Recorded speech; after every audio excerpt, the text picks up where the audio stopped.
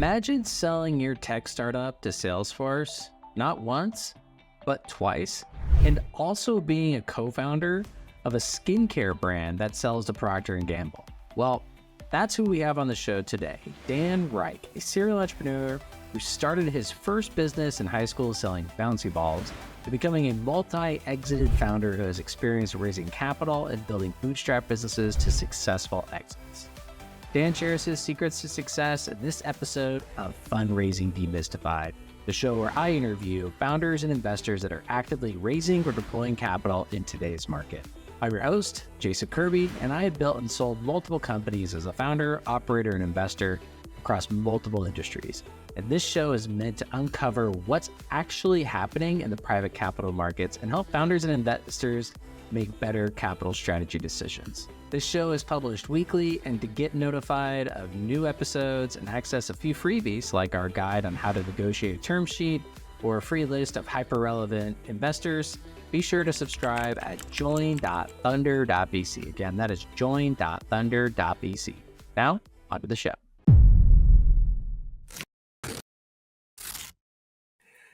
Hey everyone, welcome back to Fundraising Demystified. Today we have Dan Reich, serial founder, exited founder, and investor joining us on the show today. Dan, welcome to the show. Hey Jason, good to be here. Thanks for having me. I'm excited to have you. You have an impressive story of multiple ventures, multiple exits, raising across over a decade of experience. Can you just give the audience a little bit of background on your first kind of entrepreneurial effort and kind of what that's evolved to over the last 15, 20 years? Yeah, certainly. For me, it all started in high school. That's really when I started my first company. What happened was I got really into the internet and technology, tinkering around with AOL and all of the things from that period of time. And this company called eBay popped up. And so I went down a rabbit hole trying to figure out what I could buy and sell. And I ended up buying bouncy balls wholesale off of eBay, and I would bring them to school and I would sell them at retail to my friends and people I didn't even know. Big bouncy balls were 50 cents, little ones were quarters, and I made a good amount of money. I was selling them out of my backpack and locker. And then eventually I made a good amount of money for a kid in high school. I got tired of doing it. I would give them all away. Created massive chaos in the hallways with bouncy balls flying everywhere.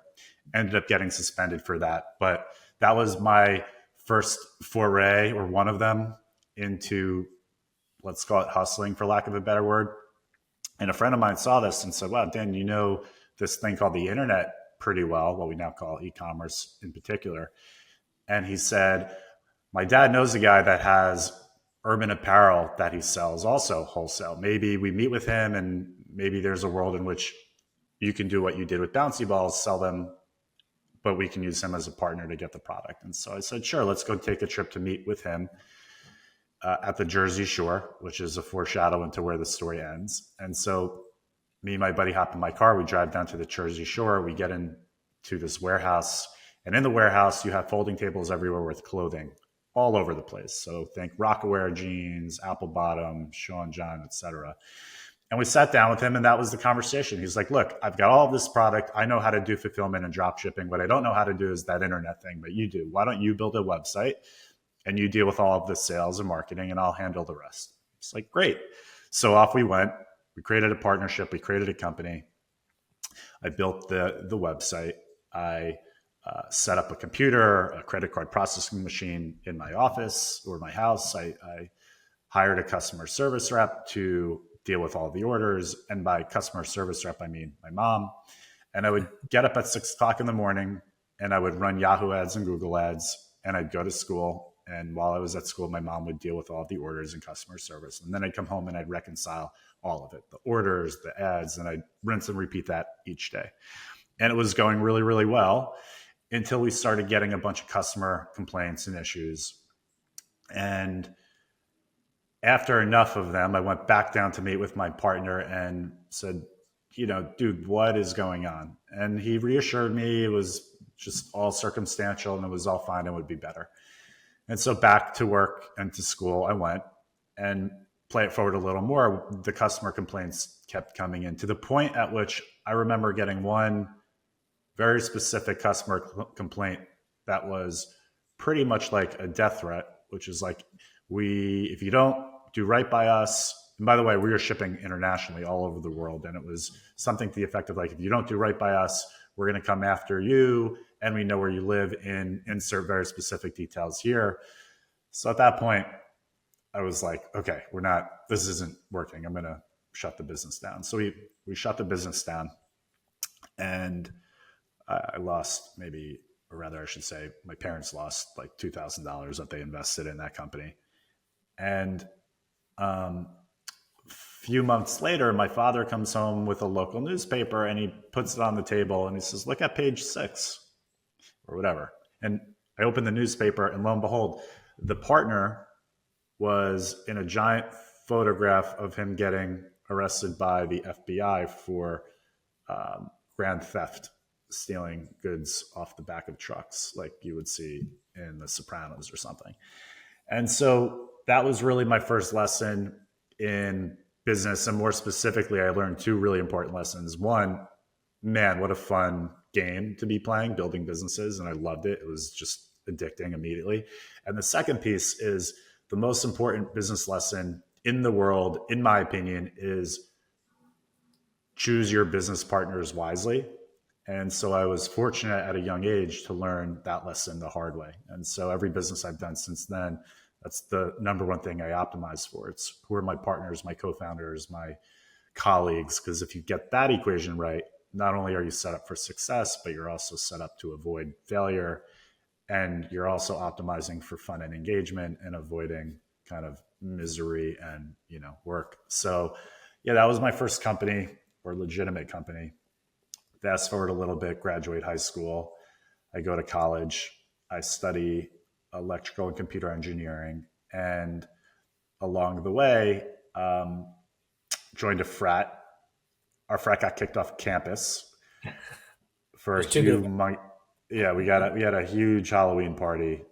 We got kicked off campus, which was a bummer because the college version of me was super sad that he had nowhere to go now to go out on the weekends. And so went to a local restaurant that let 18 plus year olds in, where many of the venues there, you had to be 21 and up. And so I said, look, I'd love to throw a party here. My brat got kicked off campus. We'll throw a party here. I'll sell tickets. We'll donate the proceeds to the Red Cross. And he's like, sure, go for it.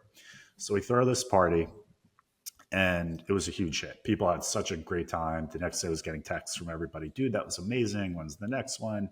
And so I'm having this conversation with my friend that I was studying engineering with. And he goes, dude, that's amazing. We should do more, and we should turn that into a company. Oh, and by the way, my father's an attorney. He could help do all the legal paperwork for us and get it stood up as a company. It's like, say no more. Great, game on. And so we started a company called The Runaway Productions, which started as a party company, but then eventually evolved into an events and marketing company where we would throw these parties and events, but we would then bring in local and national advertisers to pay for the events, in which we promote other brands and services at the parties to that college demographic. And we did a handful of those, not only in our college, but at other colleges as well. We franchised it out.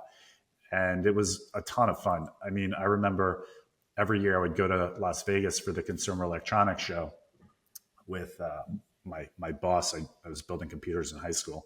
And I remember stumbling into this booth, and I was just fascinated by this company. I was in there for an hour, and they were making speakers and backpacks and crazy cool headphones. And the founder of the company was like, Dan, why don't you come and work for me? I was like, dude, I'm in college. I can't. My parents would kill me. I cannot drop out of college. But he's like, I'd love to work together. And I was like, well, look, I have this events and marketing company. Why don't you send me product and I'll like promote it and give it away at a party? And he's like, we haven't done that before. What else do you need? I'm like, I don't know. Can you make a banner or something? I'll hang it up behind the artist. He's like, sure, no problem. So I get a bunch of headphones shipped to me in a cardboard box, and we throw a huge party. I hang this banner up. And that was the first live event that Skull Candy had ever done. And since that time, that became a huge part of their marketing plan. I remember years later, I was at a big concert in, I think it was Pennsylvania, and there were like huge Skull Candy banners. And I was like, I remember day zero for this. So that was my second company. It got to the point where my college roommates who were helping me promote the events and sell tickets, they were kind of like, well, we want to do this too and compete with you, which, as you can imagine, we were 4 people in one room, 2 of us promoting one event, and then the other 2 competing with us would make for an awkward and weird dynamic. So we were like, look, why don't you just become partners with us? I'll give you half the company. We'll be partners. You do all the heavy lifting. And then I'm going to go on and build another company with my friend that I was doing engineering with, or 2 friends that I was doing engineering with. And so that's precisely what we did. And we started another company called thecampusatlas.com. And the Campus Atlas vision was to create a student portal so that any college kid under the sun would have everything they need in one place on this website. Everything from class schedules, professor ratings, drink specials, kind of weather, email, like you name it, all in one place. We rolled that out to about 8 college campuses. And at that point, we were in fundraising mode. That was like, okay, we're going to make this a real startup with institutional venture capital and go for it. Like, it was right around or shortly thereafter the Facebook phenomenon was happening. And we're like, we could be Mark, like we could do that. So we started to run at that, and graduation was coming around the corner. And I ended up connecting with somebody that was working on another startup in the advertising space, online advertising space. And he's like, look, I helped build a company called advertising.com. We sold that for $535 million to AOL. I'm working on a new next generation version of that company with people from that company and others. For example, one of the early partners of his was the #1 very first sales guy at Yahoo. Like, the founder, Jerry Yang, would sleep on his couch when they were inventing display ads and the way the internet makes money. So that was just too intriguing to like not do anything with. So I put that startup, my Campus Atlas, on hold, and then became an intern at this company called Lotame. And we went from maybe 10 employees. By the time I left, we were maybe over 100, million in revenue to many tens of million in revenue. And I got to see what a high growth venture backed company looked like. And it was incredible. And that was the point at which I was like, okay, I got to get back to really what I wanted to do and build my own company. So I left and reconnected with 2 buddies from college.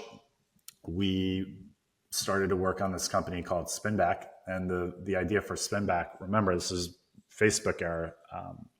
Everybody, every brand knew they needed to be in social media and on Facebook in particular, but they didn't know how or what it meant for their business or how much money they were making. And so we solved that. We helped online brands and retailers measure how much money they were making from Facebook.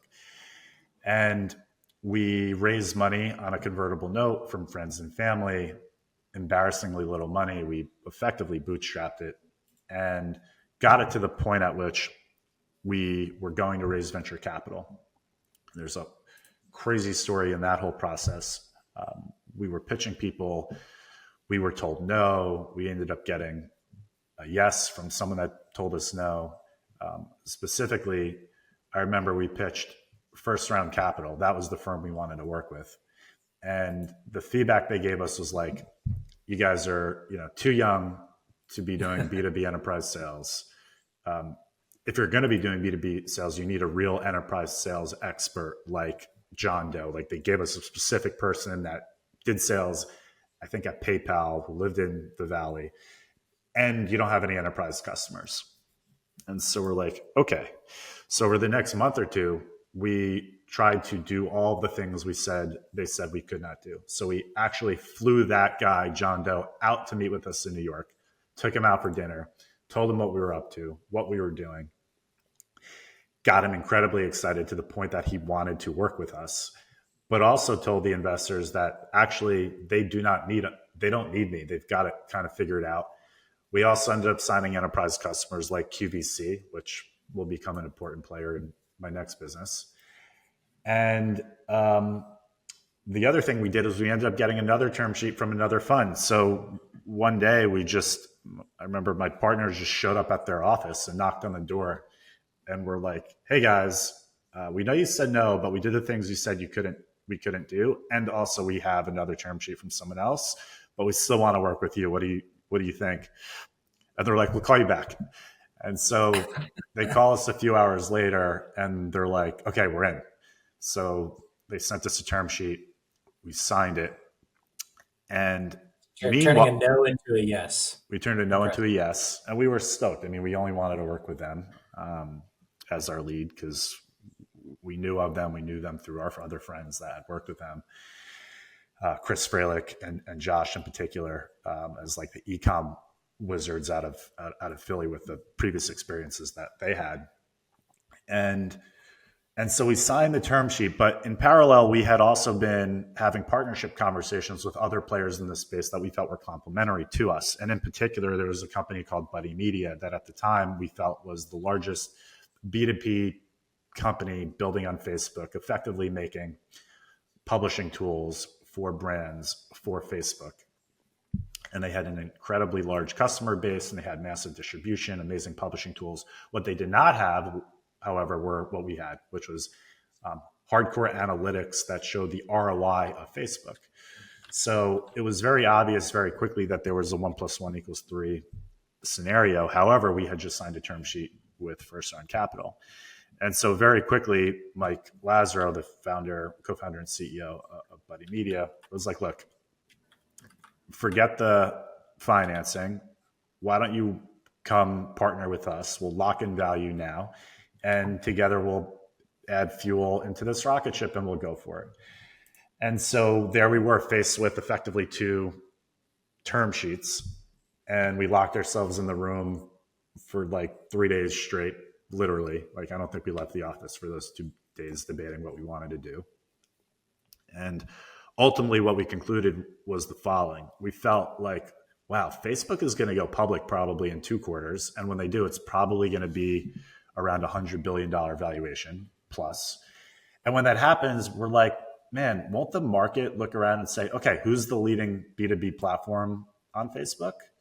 And if that question was asked, the answer would have obviously been Buddy Media. And then we're like, okay, through that lens, what's Buddy Media worth? Is it like 1% of Facebook, 2%, 0.5%? But either way, like those numbers were pretty big. And we're like, and there was that unique window with the Facebook IPO. So we're like, you know what? Let's go for it. Let's literally, and we did, rip up the term sheet with First Round Capital. And we called them back and said, sorry, but can we wanted say you, no? not anymore. Yeah. And they were really cool about it. And then we ended up merging with Buddy Media. And then 13 months later, we sold Buddy Media to Salesforce for, I think it was like 725 million, or give or take. So that was a really, really amazing ride. Mike and Cass built such an incredible company. We were so fortunate to be a part of it. But when the deal was coming up and we were targeting a close, what I realized is I still didn't get a chance to build my company. Like, I was super eager to do that. And I could just see the writing on the wall that if I stuck around at Salesforce, which is an amazing company, I probably would have been in a situation where I would have done a good job, hopefully got a promotion and more money, done a better job, and on and on and on. And that, to me, scared the shit out of me. What was less scary was actually not having a job and being unemployed and free to go chase a new idea. And so I left the same day we closed with Salesforce. I didn't actually go over to Salesforce. And I went back into the wilderness for about 1.5 years trying to figure out what I wanted to be when I grew up and what company I wanted to start. And about 1 year later, I said, you know what? We actually had so much white space to run at with Spinback. We never got a chance to see it through. I'm going to effectively reboot a version of that, but with a few different changes. And so I went back and I reconnected with all of my old customers from Spinback, or many of them, companies like La Satan, Under Armour, QVC, and more. Bonobos. All right, so Dan, we've covered quite a bit as far as your early career, getting to the acquisition, Buddy Media, the Salesforce life.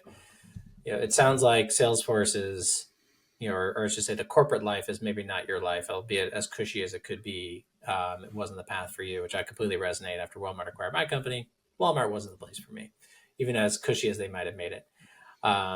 So looking beyond the Salesforce acquisition, you kind of started realizing you never really truly got to build your true vision. So kind of continue telling us like what led to the next company, which ironically was not a SaaS company, but actually a CPG. So tell us about that. For sure. So I left Salesforce. I knew I needed to get back to building my own company. I wasn't sure what it was. I had a few ideas in the healthcare space, which I ran at for a little bit. Didn't work out for a whole host of reasons, but eventually realized and concluded that even though he had just sold our company, that ecosystem that we now call social media was still only beginning. And in particular, e-commerce was going to really benefit from that wave. And we hadn't even seen the full effects of that. So I felt like there was still a lot of opportunity to build a software company in that space. And so that's what my plan was. I reconnected with a handful of my old customers, companies like Bonobos, QVC, L'Occitane, Under Armour, and more. And I pitched them my new software idea. And most of them were in and very excited. In particular, QVC was really, really excited about it. And then they said, Dan, actually, can we get your thoughts on a strategic initiative that we have? And I said, sure, you're the third largest retailer in the world. I'd love to hear your strategic initiative. You do 10 billion a year in sales. Go on. And what they told me was interesting, but not surprising. Certainly won't be surprising to you or anyone listening. What they said is they realize the world is changing and moving away from traditional media, television, radio, print, to digital media, i.e. the internet. And for their business model, they have finite shelf space, I use in air quotes, where their shelf space is limited to 364 days a year minus Christmas, 24/7 selling products. But they believe that, rightfully so, the internet had infinite shelf space. You could sell products anytime, anywhere, to anyone in the world, but they had never done that before. And in addition, beauty was the fastest growing category. And so in short, they're like, what do you think about launching a beauty company with us as a digitally native launch? And so for them, it was a business model they wanted to prove. And potentially for me, it was a brand I would be building. Problem is, although I knew their business well and I knew digital pretty well, I didn't know anything about beauty, but I knew somebody that did. And so I suggested we all get lunch. And so when I came back to the office that I was working out of at the time, a firm called Great Oaks Capital, founder is also a Wisconsin guy where I went to school. Their office is a couple blocks away from where I lived, so incredibly convenient. We were co-investing in some deals together. When I came back to that office, there was another person that I had become close with as a function of working out of the same office. He was doing his own private equity investing as a result of starting and selling a company called Bobbi Brown Cosmetics. So I got to hear his story and hear about the beauty industry. And so looped him in. He sounded very familiar in a way to how he started that company with his partners. And lunch became several meetings later with their executive team. And lo and behold, we realized, wow, we have the third largest retailer in the world verbatim telling us they must make this successful. And we feel like we've got all the pieces to be successful. And so I decided to take my software business and put it on the shelf and go become a beauty entrepreneur and try this crazy, crazy idea. And so that's precisely what we did. We started a beauty company. We knew that, unlike tech, it was a CPG company, and therefore knew we didn't want venture capital, knew we didn't want to raise money like a tech company, valuations like a tech company. We wanted to try to build a profitable company and finance it accordingly. And so we self-financed it. Me and my two co-founders, Ken Landis and Dr. Roshini Raj, we all put in a little bit of money to start the company, to start initial product development. Things were going well. We then put in a little bit more money and then a little bit more. And then I got to the point where we're like, okay, this is working, but we still need more money, especially for working capital. When you're building a physical products company, unlike software, where the product is made up of ones and zeros, in the physical world, the products cost real hard cash to make before you can sell anything. And so we needed more cash. So we did a friends and family round on a convertible note with an angel round with literally my friends and family, like my brother, my sister, my parents, my partner's niece and nephew, et cetera, at an embarrassingly low valuation. But I figured there's no way this is going to work. Like, I've never done beauty before, so I don't mind if they get an amazing deal because this is super risky. And we did that for the initial part of the company, small friends and family round. And we launched with QVC. We turned on our e-com site. That was going well. And very quickly, things started to work. We built out a team. And along the way, I realized in a product development meeting, as we're staring at 8 lab samples in a conference room, deciding if we wanted like citrus or lavender in the creams, I was like, what the hell am I doing in this room and with my life? Despite the fact that the company was doing well and it was on its way, I need to not do this. I need to like get back to technology and software. And so one of the folks that we were working with, Julia Strauss, the deal was like, you're going to become CEO. I'm going to not be CEO anymore. I'm going to go do software and you are going to build this business. And so we made that transition. Fast forward a little bit more, the business was really working. We needed growth capital because we were about to roll out into Ulta. And so we got connected to a private equity firm called L. Catterton, and they end up investing in Tula, leading our growth round of financing. And that was the last round of financing we did for that business because we built it profitably and scaled it. And at the time of exit, I think it's reported we were doing about 150 million in sales when we sold it to Procter and Gamble. And so that's how we thought about financing for that business. But as I mentioned, I hit the eject button along the way as a full-time employee of that company to go start another venture-backed software company. And so that's exactly what I did. Along the way, I started a company called Troops.ai with 3 partners, Scott, Greg, and Will. And the thesis there was, an idea was, you have all these salespeople in the world that have to go out into the wild and build relationships and convince those people to buy their products, goods, and services. And they need to manage that process. And the category that we know of that is managing that process, we call CRM, customer relationship management. We know Salesforce to be the leader in the space. We also know that the product is not always easy to use when you think about having to input data into a bunch of fields, forms, buttons, and boxes all day long. When salespeople are inherently relationship people, they're not data entry monkeys. And so at the time, 6 of the top 10 most used apps in the world were messaging apps. And we're like, what if you could talk to your CRM, much like you could text or chat with your mom or buddy? Like, that'd be pretty sweet. Like, what if, like Jarvis from the movie Iron Man, what if you had Jarvis to aid and assist you with all things sales and commercial job functions? So that was the thesis. We took a very contrarian point of view on what effectively database products and relational database products look like. We ended up raising money, ironically, from First Turn Capital, who led our C round of financing. So I finally got a chance to work with them, which we were stoked about. Finally brought the bid. Yeah.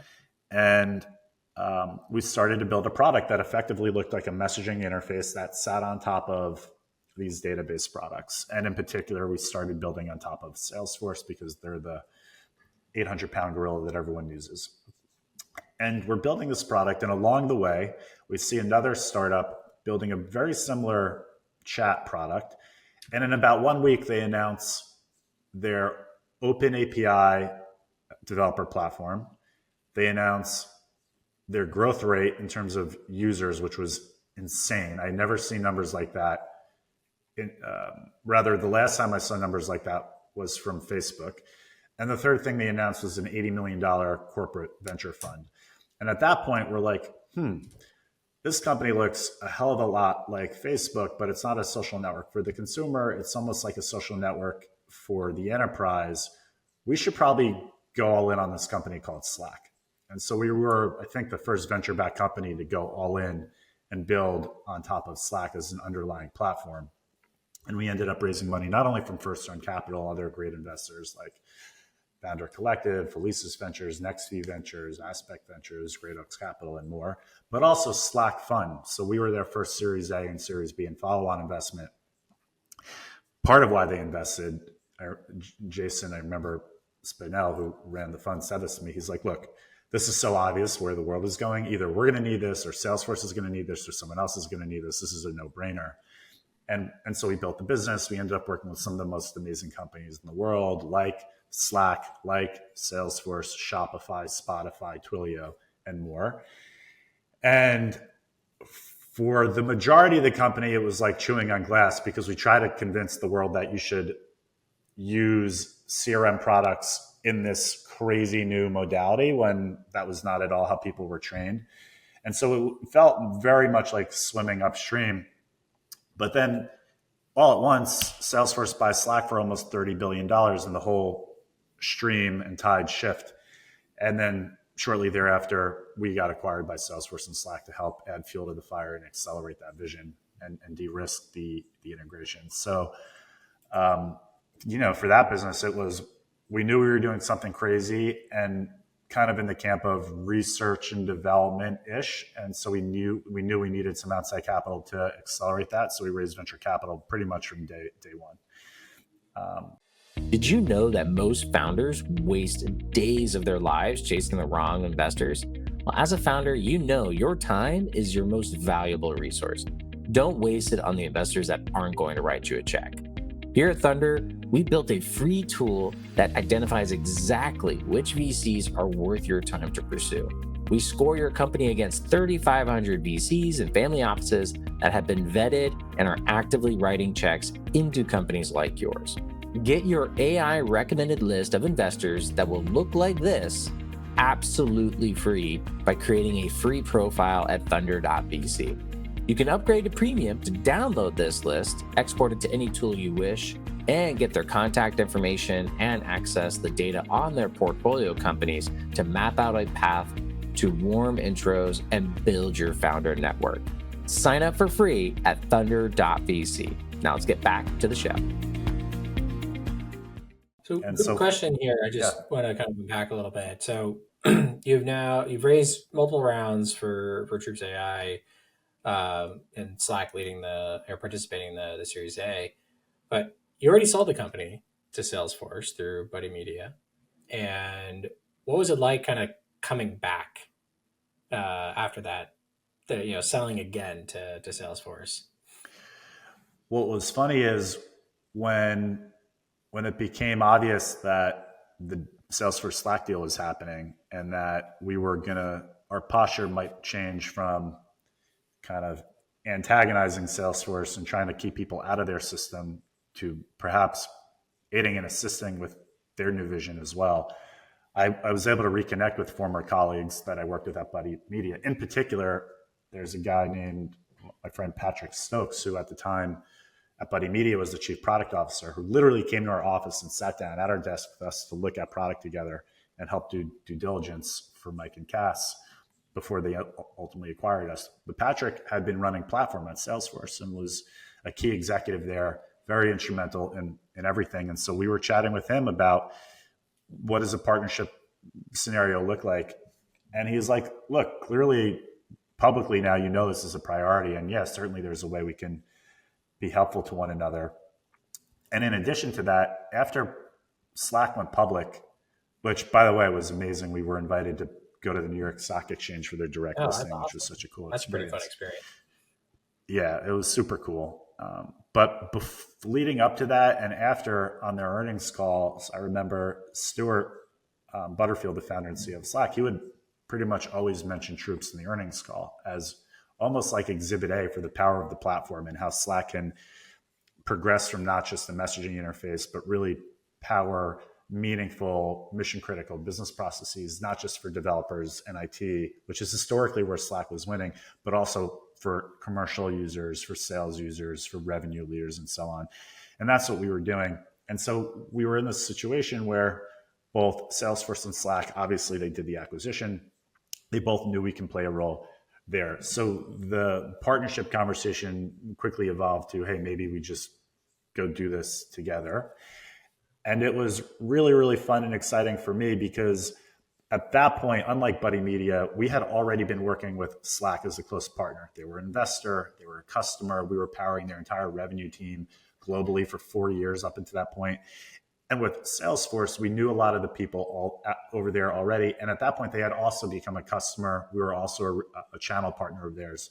So we had already built a great relationship with both companies. And so by the time the acquisition conversations came along, it wasn't like a cold start. It was just a natural progression of the relationship to date. So it was a very easy and natural conversation to have with them. And then kind of that post exit, you're now multiple exits in. And what was your kind of tenure at Salesforce thereafter? Were you just post acquisition, you were done? Did you kind of keep building troops? What was that experience, kind of the post exit? And correct me if I'm wrong, but also sounds like this is what you built the company you wanted to build. You wanted to have that experience. Did you feel that's what happened with this transaction? Yeah, totally. It was such an incredible experience. We, looking back on it, when we were doing the things we were doing, many people thought we were crazy. Again, it was a hyper contrarian point of view to take. And then when Salesforce bought Slack, you can imagine how validating that was for us at a moment when years before everybody thought, or many people thought, what we were doing was kind of insane. So very validating. And I think helped play a key role in how even enterprise software at work exists today. And so after the deal, I was really excited to kind of roll up my sleeves and work closely with leadership at Salesforce and Slack. And, but also there was still massive change happening at Salesforce and Slack. So some of the key leaders at Salesforce left, and then shortly thereafter, some of the key leaders at Slack left. And, there were conversations for me on what my future role would look like. And we're presented with opportunities that, while bigger in nature and in title, to me felt like would not have been as fulfilling as the mission that was building the Troops product and that focus. And so I made that very clear very fast to my boss that I wasn't interested in a bigger role. I just wanted to do what I wanted to do. And so fast forward, they do a bunch of layoffs. I get included in the layoffs probably because I made it very clear I wanted only what I wanted. And it was totally fine and amicable, and in fact, kind of thankful for the exit. And so left, but I also knew that I could not sit on my hands and do nothing or play golf all day. I needed to be building companies because I loved the game. I loved the journey. And so at that point I had funded and incubated another beauty company, which now is called Dibs Beauty.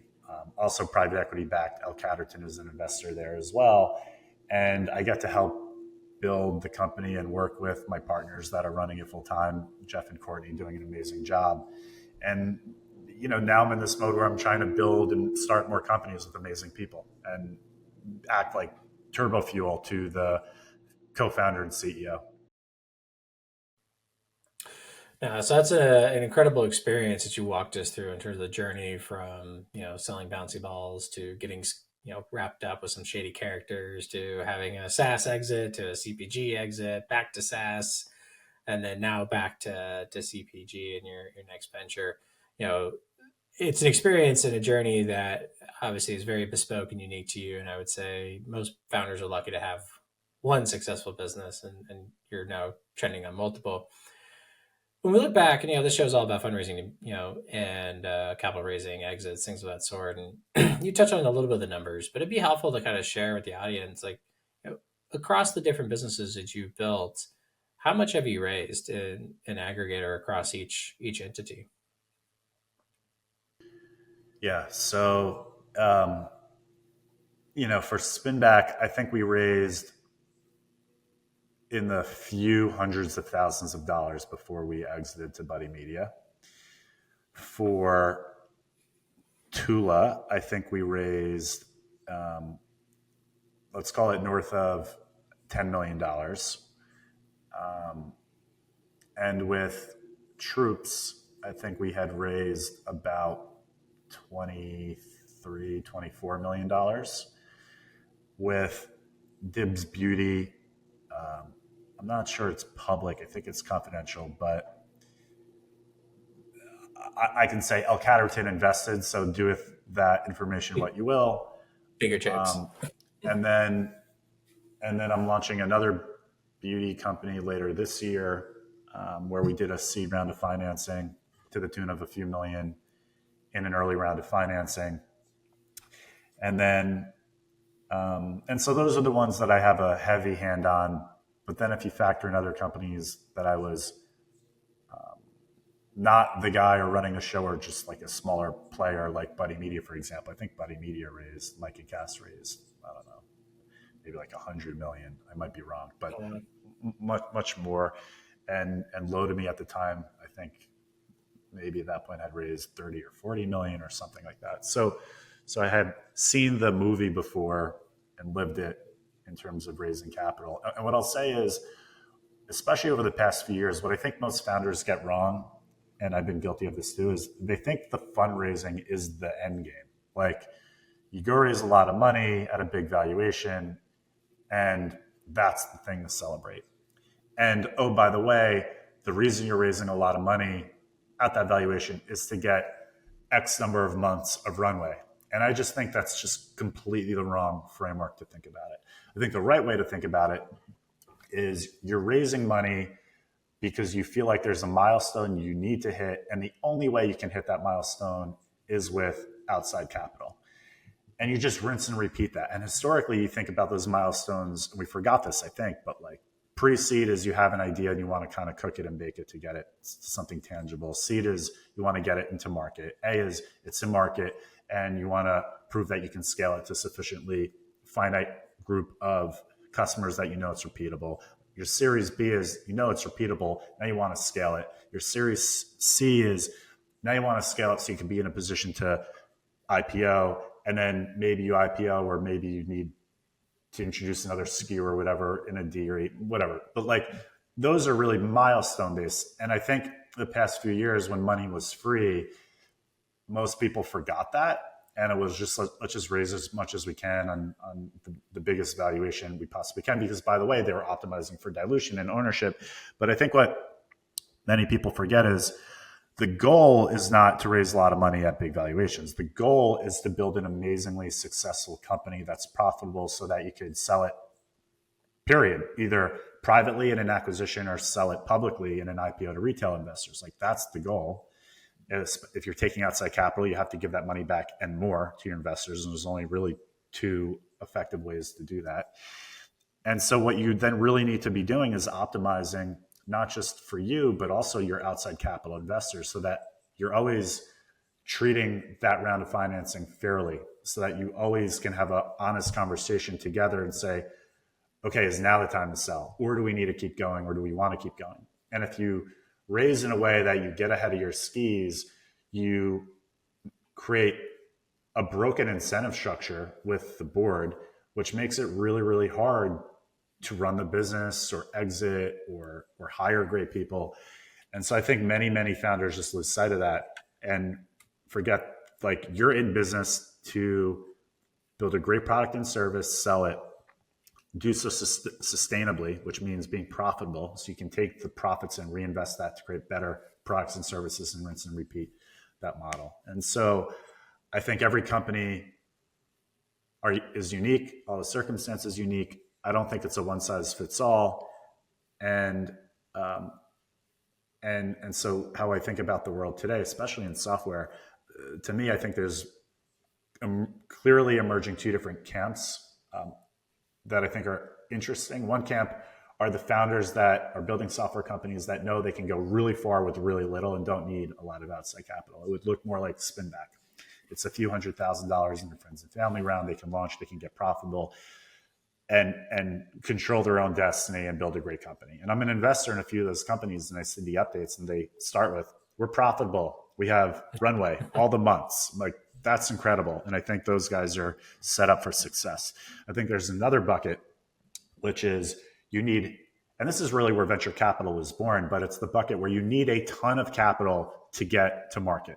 So think semiconductors or the fiber cables, or increasingly today, the humanoid robot category, or cars, like, or genetics, like deep tech, deep science needs a lot of capital. I think that is perfectly justified to raise meaningful rounds of financings at meaningful valuations, because then once you're live, you have a sufficient advantage over the competition because you've hopefully got a deep moat around tech or IP or whatever. But then like there's this middle bucket, which can get really easy to get really, really wrong, which is you raise a bunch of money to build a SaaS company, and now you've got 30 copycat competitors because you got all the other VCs throwing money to copy the leading company. And now there's a race to the bottom with price, and there's feature copying and. And that is a world which it's very easy to become a zombie company where you're not growing, you're not dying, you're kind of just floating along. And to me, that's worse than dying. Like, it's almost better for founders to quickly decide and see if they're going to win or die and move on to an idea or a new business that has a much bigger and better opportunity. So I wish founders would take the advice sooner rather than later. There's so many of these companies where founders just, they feel like they can't give up and they have to keep going and keep fighting, even though the signs are very, very clear that they should probably give up. Yeah, and what's tough is there's companies where there are those signs, but there's also signs that point to the contrary and suggest that if they keep going, that you'll have a big win. Chris Freilich at First Round would remind me all the time at Troops. He'd be like, "Dude, Roblox was flat for like 8 years." Like, he would show me the data. It was like literally flat, and then in 1 year, just parabolic through the roof. And for a period of time at Troops, we felt that way, but we would get indications often that, like, actually this is really working. Like, our net dollar retention expansion, the customer feedback, like, very clear this is the future.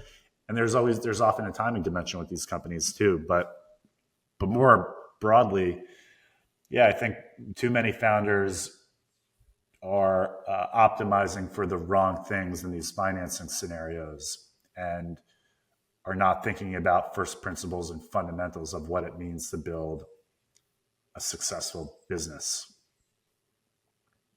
Some sage advice, and I agree wholeheartedly. As I see hundreds, if not thousands, of companies that, the focus is give us more time, we'll figure it out, or not so much like we're going to build a profitable business, when that should be the path for many businesses, and venture is not the vehicle to use. But venture is sexy. Venture is validation. Venture is like, I've made it, checkbox. Oh, I'm worth way more than I probably should be on paper. And that usually is the kind of false flag, or, kind of false North Star that they pursue for more of a vanity approach, as opposed to head down, build something valuable that customers truly love. And ironically, it's the companies that do what you're talking about that actually get the venture capital, have VCs chasing them because it's a more sustainable business. Albeit VCs may say they want the next shiny object, but in reality, they do ultimately throw money at the better built businesses by, in your case, serial founder, multiple exits. So one thing I would like to have you answer is just, when it comes to first round capital, you brought them up multiple times. You said no you said, please come to me. They said no, and then you came back to them, and then they said yes, and then you change your mind, and then next venture you come back and it works out. Maybe first round or other investor relations. How do you manage your relationships? How do you stay in touch with them over such an extended period of time to where when you're ready, the money's there? Yeah, I mean, with all of the businesses that have worked, I found that the ones that have worked well work because there was just a great relationship within the team. And by team, by extension, I also mean investors. So, first round, for example, Chris, I consider him a good friend and just like a great guy. And independent of working together, that's just somebody you want to stay in touch with, not from a work perspective, but because they're just a good person to keep in touch with. And look, it's impossible to do that with everybody, but yeah, certainly there are a handful of people that you just want in your life, and it just so happens that sometimes some of them can be the point guard to your forward, or wide receiver to your quarterback, investor to the founder, and that that's really it. It's just you want to stay in contact with great people, and it just so happens that sometimes some of those great people may also be your business partners again. It also helps if you've had a win, like let's just take Tula and El Caterton, for example. If you have a big win with investors, they'll also want to work with you again, which was also the case most recently with El Caterton and Tula to Dibs Beauty. No, that's great to hear, and glad you shared that. And I think it's important for everyone just to keep those relationships vibrant and have a reason to have those relationships other than the hope of them giving you money. And I think most investors can sniff right through that. When you're only around when you want money, it's going to be a much more difficult relationship to maintain and add value to over time. So speaking of investors, you've had success, but I think you've also had success on the capital allocation side of making angel bets and making investments into funds. Can you tell us a little bit about what it's like kind of being on the other side? You're still building, you're still a founder, but you clearly make time to invest in other things. How do you think about when it comes to making investments into funds or into companies? Yeah, I remember when we were building Spinback, or any of the companies for that matter, where I was raising money. I just remember sitting on the other side of the table, in many cases wishing, praying that I would get a yes and I would get an investor to lean in and invest in my company. And I also know the majority of the time the answer was no. So I know that feeling all too well. And it's exciting to me to be able to kind of give back and be, not all the time, but sometimes be the yes for those founders and try to help them. Because yeah, I was once in their shoes before, and in a way I'm still in their shoes. And it's really exciting to think about helping people go after their dream and being a small part of that.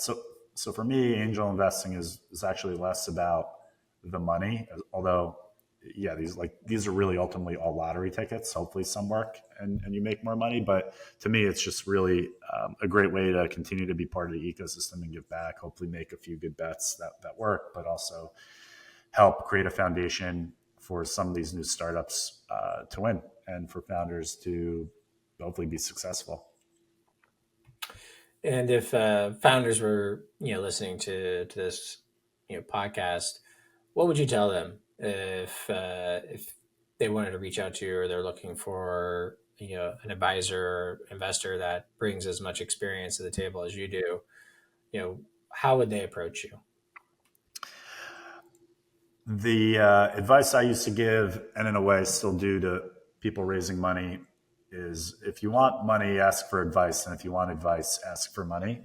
And it kind of goes back to the relationship thing, which is, if you want to build a great company, you want to work with people that aren't overly transactional. I think often you'll find, if you work with people where it's incredibly transactional, or there's deadlines and expiring dates and term sheets, and it's hyper competitive, like, it might feel good in the short term, but in the long term, you might find yourself in a really shitty marriage ultimately. And so why I say is you ask for advice is because it's a good way to like mutually date people that may or may not be your partner, and truly get a sense of, A, are they good people? And B, can they add value? And is it a mutually beneficial relationship? And so, with me, what I love is when people don't email me with the ask of, hey, we're building company A and we're raising money. It's much more interesting when it's hyper personalized and thoughtful, and there's an interesting discussion that can be had, because in those moments, that's when I get to see if there's a way where I can truly be value add and not just a check.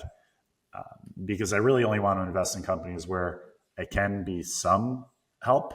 Otherwise, I'd rather just keep my money in the public equity market and not say or do anything, and have it be liquid. So I want to be able to know that there's even a small set of unfair advantages I could potentially bring to the company. And the only way that can happen is through a kind of introspective dialogue between the two people. So the advice I would give is like, be very personal with the outreach, not just to me, to anybody. And at least for me in particular, you can find me on social media. I'm just Dan Reich, I think, are most of my handles, if not all of them. Yeah, we'll throw those all in the show notes for people to check out. But yeah, I think you say it very, very simply in the sense that like make it personalized. I feel like the spammed cold email or, hey, we have mutual friends. Here's my company. We're asking for 500K. And, it's just like, it's just so easy to say no to that when there was clearly no effort put into it to, ask for me, ask for, my experience, my background. Like, okay, if I have that value, because that's ultimately what a lot of angels care about. If they're looking for transactions, they invest in funds and they do follow on when all the research is, done and stuff like that. But if they're, going to write that individual direct check, they want to add value. And that's very much my sentiment as well. Totally. It's and they still might get a no, but at least it's like a real honest conversation and not a cookie cutter or copy paste email to 4,000 investors. I usually will respond, with mostly a no, but I'll at least give you a response if I notice that you put the effort into acknowledge me. You're not trying to use AI to skim my LinkedIn profile and make broad assumptions about the connection or whatever, and it's actually like something very specific. I will usually give a response, and sometimes it's a meeting, but sometimes it's just a quick no. I'll still have people, if you can believe this, that will send me emails inquiring to invest in troops, for example.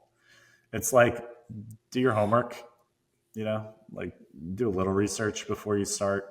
And there's a spectrum of that, but yeah, be thoughtful, be engaging, be deliberate with why you're reaching out and who you're reaching out to.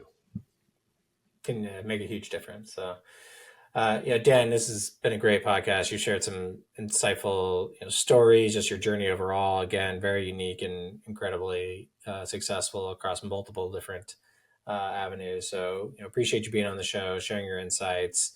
And look forward to getting this out to our audience. We'll make sure to have the links to your socials down below.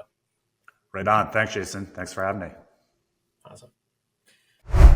Thanks for listening to the show today. We hope you learned something valuable. And if you did, be sure to let us know in the comments or by hitting that like button. And if you're a founder looking to raise capital, then join us at Thunder.vc. We provide a free tool to help you identify which VC, family offices, or lenders are the best fit for you using our AI. It will save you a ton of time from chasing the wrong investors. And since launching our free tools, founders that have joined our network have gone on to raise over $1 billion in financing. Again, you can find these free tools at Thunder.vc. And as a reminder, we release new episodes every week, so stay informed by subscribing to our newsletter at join.thunder.vc. Again, that's join.thunder.vc. And if you or someone you know has recently raised a round and want to share your story, please email me at jason@thunder.vc. And that's our show. We hope you enjoyed it, and we see you next week.